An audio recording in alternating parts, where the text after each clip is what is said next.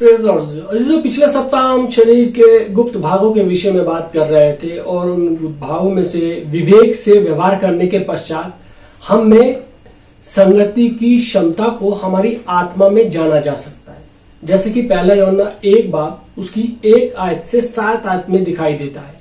हमारे और परमेश्वर के मध्य संगति एक अच्छी विवेक के द्वारा बनाई रखी जाती है। जब विवेक को चोट पहुंचती है तो वह एक रुकावट बन जाता है और प्रभु के साथ हमारी संगति को नुकसान पहुंचता है। इसलिए पहला यूहन्ना 1 और 9 आयत के अनुसार हमें अपनी गलतियों का, अपनी असफलताओं का, अपने पापों का अंगीकार करना आवश्यक है ताकि प्रभु यीशु का लहू हमारे विवेक को साफ कर सके। तब हमारे विवेक में कोई दोष नहीं होगा जो प्रभु के साथ हमारी संगति में बाधा बन सके। सच कहे तो हमारी संगति इस बात पर निर्भर करती है कि हम अपने विवेक की आवाज किस प्रकार और कितनी सुनते हैं। मेरे से ये एक शुद्ध विवेक के द्वारा बनाया जाता है, इसलिए दोनों व्यवहार वास्तव में एक ही है, क्योंकि विवेक के साथ व्यवहार करना हमारी संगति के साथ व्यवहार करना है। संगति उस समय तक जारी रहेगी जब तक हमारा विवेक स्वच्छ और निर्मल है। मेरे से यदि प्रभु के साथ हमारी संगति में कोई रुकावट है तो इसका अर्थ है कि हमारा विवेक गलत है। जब हमारा विवेक शुद्ध और पारदर्शी नहीं है तो संगति जो है वो लोप हो जाती है और वह उसी समय पुनः प्राप्त होता है जब हमारा विवेक पुनः पटरी पर आ जाता है। मेरे जिस प्रकार संगति विवेक के पीछे चलती है उसी प्रकार अंतर्ज्ञान संगति के पीछे चलता है। यदि हमारे विवेक में दोष है तो संगति भंग हो जाती है और जब संगति टूट जाती है तो अंतर्ज्ञान कार्य नहीं करता। इसलिए विवेक के साथ व्यवहार करना एक बुनियादी बात है। एक पारदर्शी विवेक हमें प्रभु की उपस्थिति में लाएगा, जिसके परिणाम स्वरूप हम उसके साथ जीवंत संगति करने का अवसर प्राप्त होता है। मेरे जो इसी जीवंत संगति के द्वारा हमारी आत्मा के लिए सीधे परमेश्वर की इच्छा को जानना सरल हो जाता है। यही अंतर्ज्ञान का कार्य है। मेरे से जो ये कार्य है पूर्ण रूप से संपूर्ण संगति पर निर्भर करता है। जब हमारी संगति संपूर्ण है तो अंतर्ज्ञान भी ठीक प्रकार से कार्य करता है। जब प्रभु के साथ हमारी संगति टूट जाती है तो अंतर्ज्ञान भी ठीक प्रकार से कार्य करता है। मेरे से जब प्रभु के साथ हमारी संगति टूट जाती है तो अंतर्ज्ञान स्वयं ही कार्य नहीं करता और उसी दशा में पुनः प्राप्त किया जा सकता है जब हमारी संगति संपूर्ण हो। मेरे जो पहला यूहन्ना 2 और उसकी 27वीं आयत के वचन अत्यंत महत्वपूर्ण है, जिसे हम लोग प्राय अनदेखा कर देते हैं। वो कहता है कि अभिषेक हम में बना रहता है। अभिषेक हमारी आत्मा में पवित्र आत्मा का कार्य है जो हमें परमेश्वर की ओर से सीधा भाव प्रदान करता है। यही सीधा भाव ही अंतर्ज्ञान है। पहला यूहन्ना अध्याय 1 दर्शाता है कि संगति लहू के द्वारा ही बरकरार रहती है। दूसरा अध्याय दर्शाता है कि अंतर्ज्ञान पवित्र आत्मा के आंतरिक अभिषेक के द्वारा कार्य करता है। जब हमारी आत्मा में प्रवेश के द्वारा पवित्र आत्मा हमारा अभिषेक करता है तो हमें अंतर्ज्ञान की समझ प्राप्त होती है। मेरे अजीजों, हमारी आत्मा में अंतर्ज्ञान के द्वारा हमें दिमागी समझ की अपेक्षा आंतरिक ज्ञान प्राप्त होता है। आंतरिक ज्ञान हमारी आत्मा में है। जब समझ हमारे मन में है और हमारी आत्मा का आंतरिक ज्ञान सदा ही हमारे मन की समझ से पहले आता है। दूसरे शब्दों में जब पवित्र आत्मा हमारी आत्मा को अभिषेक करती है तो हमें अपने अंतर्ज्ञान में सीधा ज्ञान प्राप्त होता है। हमारी आत्मा में अंतर्ज्ञान के द्वारा हमारे पास एक आंतरिक ज्ञान है जिसे परमेश्वर के विषय में कुछ भाव समझाया मिलता है, परंतु फिर भी हमें समझने वाले मन की आवश्यकता है कि हम आत्मा में क्या संवेदना महसूस करते हैं। कभी कभी आत्मा के द्वारा हम कुछ जान सकते हैं किंतु अपने दिमाग से हम नहीं समझ पाते। ये सब कुछ ऐसा लगता है कि मानो हम स्वर्ग की बात कर रहे हो और ये संसार समझ नहीं पा रहा है कि हम क्या बोल रहे हैं। हमारे मन की समझ वही कार्य करती है जिसे हमारी आत्मा आंतरिक ज्ञान के रूप में समझाती है। हमारा ज्ञान प्राप्त किया हुआ और नवीनीकृत मन वही कार्य करेगा जिसे हम अपनी आत्मा के अंतर्ज्ञान से महसूस करते हैं। मेरे दोस्तों, इस प्रकार देखें, कभी कभी सुबह जब हम वचन को पढ़ते हैं और प्रार्थना करते हैं, उसी समय हमारी आत्मा में एक बोझ सा महसूस होता है, एक ऐसा गहरा और भारी बोझ कि हम समझ नहीं पाते कि वो क्या है। उसे समझने के लिए हमें प्रभु की ओर ताकना पड़ता है। फिर धीरे धीरे दिन तक हम अपने मन से समझने लगते हैं कि हमारी आत्मा में क्या है। सुबह हमने एक बोझ का अनुभव किया था, जिसे हम अपनी आत्मा के आंतरिक ज्ञान को अंतर्ज्ञान भी कहते हैं, किंतु दिन तक हम अपने मन में धीरे धीरे उसका अर्थ समझने लगते हैं। मेरे जो सारांश में पहला यूहन्ना उसका पहला अध्याय हमें समझाता है कि संगति को कायम रखना आवश्यक है, और पहला यूहन्ना 2 बाब विशेषकर पद 27 दर्शाता है कि पवित्र आत्मा द्वारा हमारा अंतर्ज्ञान को झकोरना या अभिषेक करना आवश्यक है। परंतु अंतर्ज्ञान और संगति दोनों पूर्ण रूप से इस बात पर निर्भर करती है कि हम विवेक के साथ किस प्रकार का व्यवहार करते हैं। इसी प्रकार के व्यवहार के कारण हम एक पारदर्शी और शुद्ध अंतर आत्मा प्राप्त कर सकते हैं, जो प्रभु के साथ हमें एक संपूर्ण संगति करेगी। ये अंतर्ज्ञान के कार्य में परिणाम के रूप में निकलेगा, क्योंकि इसके द्वारा पवित्र आत्मा को आधार मिल सकेगा कि वो हमारी आत्मा को झकोरे और अभिषेक करे। हम पुनः कहते हैं कि इन सब चीजों को प्रतिदिन व्यवहार में अवश्य ही लाना चाहिए। दिन प्रतिदिन हमें अपना हृदय, अपने विवेक, अपनी संगति और अंतर्ज्ञान से व्यवहार करना चाहिए। मेरे जो प्रभु के साथ हमारे व्यवहार के क्रम में सर्वप्रथम हमें हृदय से प्रारंभ करना होता है, क्योंकि हमारे अस्तित्व का ये जिसे कह सकते हैं कि ये प्रवेश और निकास द्वार है, यानी कि बाहर आने और जाने का रास्ता है। दूसरी बात यह है कि हमें अपने विवेक से भी व्यवहार अवश्य करना चाहिए। और तीसरी बात, प्रभु के साथ हमारी एक पारदर्शी संगति, जिसे कह सकते हैं कि उसके साथ एक घनिष्ठ संगति होगी, एक शुद्ध विवेक के साथ जिसमें कोई आपराधिक भावना ना हो। प्रभु के साथ हमारी एक पारदर्शी संगति होगी। अंतर्ज्ञान या अभिषेक के क्रम में अगला स्थान है, और जो सदा ही पवित्र लहू के छिड़काव पर आधारित है। यहां तक कि पुराना नियम मानने वाले भी इस सिद्धांत को मानते हैं। लहू का स्थान सदा ही अभिषेक से आगे रहता है। लहू छिड़काव का व्यवहार नकारात्मक चीजों के साथ रहा है, जबकि पवित्र आत्मा का अभिषेक हमारे लिए सकारात्मकता को लाता है, जो परमेश्वर के प्रत्येक तत्व, सार और पदार्थ का प्रयोग करता है। लहू प्रत्येक उस चीज को धो देता है जो नकारात्मक है, और अभिषेक परमेश्वर को उसके संपूर्ण स्वरूप में लाता है। अभिषेक के द्वारा स्वयं परमेश्वर हम में समाहित है। हमारी आत्मा में इस अभिषेक के द्वारा हम अंतर्ज्ञान के कार्यों द्वारा परमेश्वर सीधा भाव पाते हैं। मेरे अजीजों, हमारे मसीही अनुभव के अनुसार ये क्रम ठीक है। पहला हृदय, दूसरा विवेक, तीसरा संगति और अंतर्ज्ञान। समस्त व्यवहार हमारे हृदय से प्रारंभ होकर हमारी आत्मा तक जाते हैं। अब हमारे प्राण के व्यवहार को हमें देखना है कि वो किस प्रकार से कार्य करता है। मेरे दोस्तों, आत्मा के अंतर्ज्ञान के रहते हमें मन की आवश्यकता है। हमें अंतर्ज्ञान में आंतरिक ज्ञान का भाव देता है, परंतु आत्मिक चीजों का एहसास करना एक चीज है और उसे समझना दूसरी बात है। परमेश्वर की चीजों को आत्मा से महसूस किया जाता है और मन के द्वारा उन्हें समझाया जाता है। कई बार हम अपनी आत्मा में परमेश्वर के विषय में जानते हैं, परंतु अपने मन की समस्या के कारण हम उसे नहीं समझते। हम अपनी आत्मा में क्या समझते हैं? कभी कभी इस बात को समझने में 2 या 3 सप्ताह या महीनों लग जाते हैं। कभी कभी हम कुछ जान पाते हैं किंतु व्यक्त नहीं कर सकते।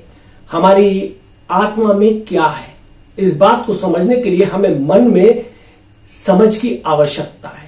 हमारी आत्मा में अंतर्ज्ञान के कार्यों से हम परमेश्वर की चीजों को एहसास कर पाते हैं, लेकिन वो अपनी मानसिकता में समझ के कार्य द्वारा समझे जाते हैं। मेरे अजीजों, इसी कारणवश रोमियो 12 बाब और दूसरी आयत में बताया गया है कि हमें अपने मन के नवीनीकरण की आवश्यकता है, नया करने की जरूरत है। परंतु यही पद पहले कहता है कि हमें इस संसार के सदृश्य नहीं बनना है।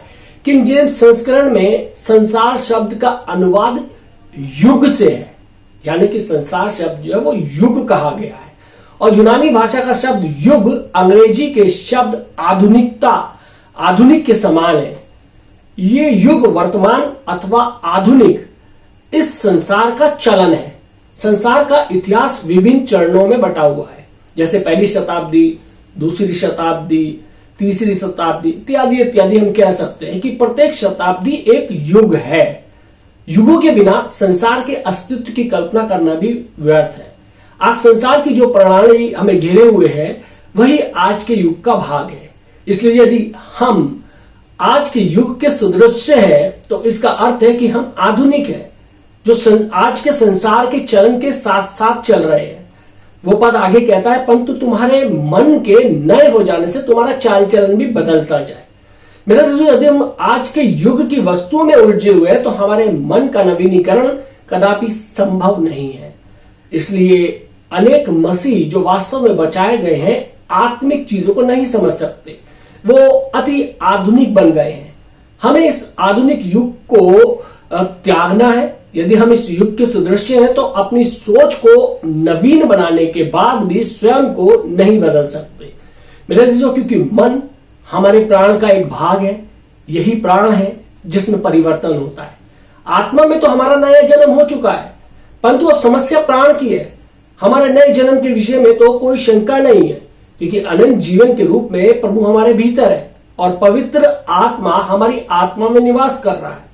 हमारी आत्मा को पुनर्जीवित किया गया है पवित्र आत्मा के द्वारा जीवन रूपी मसीह के रूप में। परंतु प्राणों के विषय में क्या है? हमारे सामने प्रश्न आता है। हमारे मन, हमारी इच्छा और हमारी भावना के विषय में क्या है? फिर ये दूसरा प्रश्न आता है। मेरे अजीजों, हमारी आत्मा में हम संसार के अन्य लोगों से भिन्न हैं, किंतु मुझे भय है कि हमारा मन, इच्छा और भावना अभी भी बिल्कुल वैसा ही है। नया जन्म हमारी आत्मा में हो चुका है, परंतु नए जन्म के पश्चात भी हमारे प्राण को बदल जाने की आवश्यकता है। कुछ घटनाओं के द्वारा हम इसे विस्तार से समझेंगे। हमारे कपड़ों के विषय में हम क्या सोच रखते हैं, कैसा पहनावा हम पहनते हैं। अनेक ऐसे लोग जिन्हें प्रभु को स्वीकार किया है अभी भी संसार के उन लोगों की तरह हैं जो कपड़ों के मामले में सभी के साथ चलते हैं। अनेक कपड़े आज भी आधुनिक युग के कपड़ों की तरह ही हैं। उनकी सोच है कि जब तक ये पापमय नहीं है तब तक ठीक है, परंतु ये मनुष्य के विचार और एक स्वाभाविक विचारधारा है। यदि अपनी सोच के नवीनीकृत होने के कारण वो बदल जाएंगे तो अपने कपड़ों के विषय में उनकी सोच में परिवर्तन आएगा। मेरे अजीजों, और हमारे खर्चों के विषय में हम क्या कहें? फिर एक प्रश्न आता है, क्या हमारे खर्च करने के तरीके में कोई परिवर्तन आया है? मुझे अनेक मसीहों की कहानी मालूम है। उद्धार हो जाने के बाद भी धन को खर्च करने का उनका दृष्टिकोण संसार के अन्य लोगों जैसा ही है। जब तक वे प्रभु से और अधिक प्रेम नहीं करेंगे और प्रभु को अपने जीवन में कार्य करने का अवसर प्रदान नहीं करेंगे, तभी धन को खर्च करने के विषय में उनका नजरिया बदलेगा। मेरे अजीजों, इसी प्रकार हमारे कितने ही नौजवान हैं जो कॉलेजों में पढ़ाई कर रहे हैं, उसके बाद भी अन्य संसारिक लोगों की तरह पढ़ाई और उपाधि यानी कि डिग्री के संबंध में वैसा ही विचार है जैसे संसार में दूसरे नौजवानों के विचार होते हैं। परंतु यदि वे प्रभु के काम करने के लिए स्थान दे और अपने प्राणों को अपनी सोच के नवीनीकृत करने के द्वारा बदल ले तो इन सब चीजों के विषय में उनकी सोच बदल जाएगी। इसका अर्थ यह नहीं है कि वे अपनी पढ़ाई बीच में छोड़ दें या अपनी पढ़ाई को बिल्कुल ही त्याग दें, परंतु अपनी पढ़ाई के संबंध में उनकी विचारधारा बिल्कुल बदल जाएगी। अपनी पढ़ाई और उपाधि डिग्री का आंकलन करने के लिए उनके पास एक बिल्कुल नया दृष्टिकोण होगा।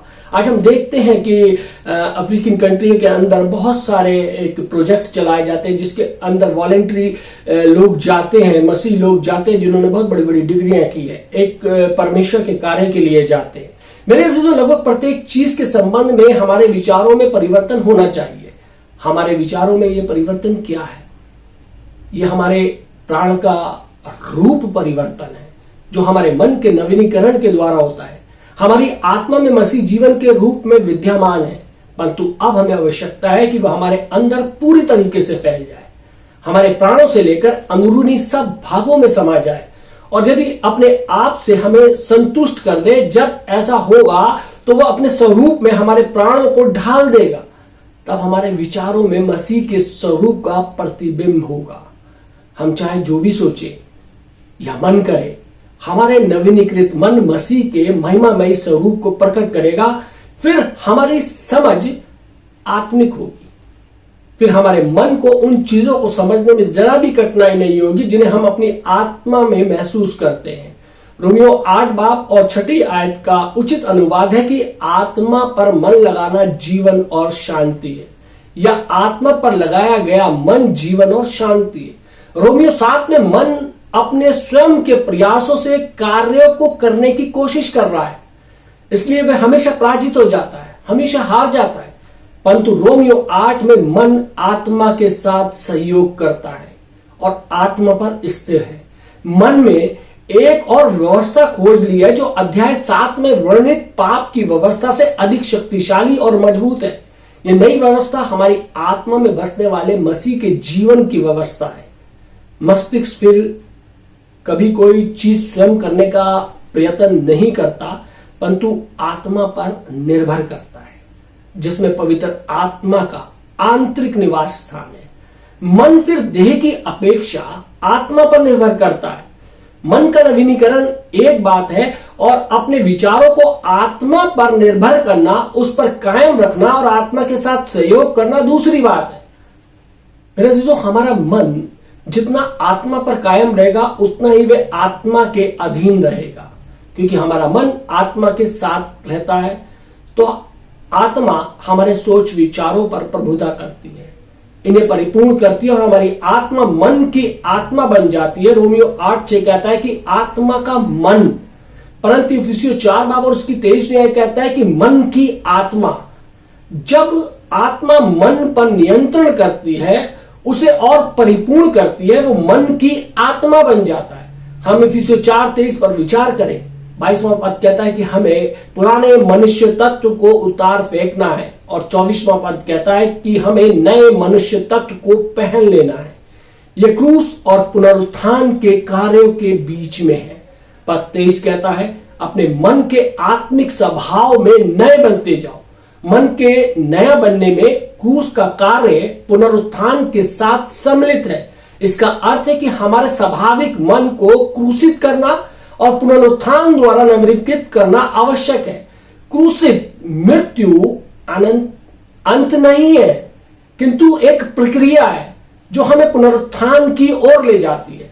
जितना हम क्रूसित होने के द्वारा मृतक होंगे, उतना ही पुनरुत्थान के द्वारा उतना ही हम जीवित होंगे। तमाम नकारात्मक चीजों का अंत हो जाएगा, परंतु सकारात्मकता के लिए मार्ग प्रशस्त हो जाएगा। स्वाभाविक मन की मृत्यु पुनरुत्थान मन की ओर ले जाती है। तब पुनरुत्थान में हमारा एक नया जन्म होगा। ये नया मन आत्मा में है और आत्मा से भरा और आत्मा से भरपूर है। इस प्रकार आत्मा मन की आत्मा बन जाती है। जब तक हमारा मन न केवल नवीनीकृत होगा, बल्कि आत्मिक समझ के साथ आत्मिक मन भी होगा। आत्मिक मन हमारे अंतर्ज्ञान के द्वारा महसूस होगा। आत्मिक बातों को वो समझ सकता है, वो समझ पाता है। जो परमेश्वर चाहता है कि हम ये सारी की सारी चीजों को अपने जीवन के अंदर लागू करें, उन चीजों को सीखें कि हम भीतर से किस प्रकार से हमने कार्य करना है। बाहर से तो हम बदल जाते हैं, लेकिन हम भीतर से बदलना हमें नहीं आता।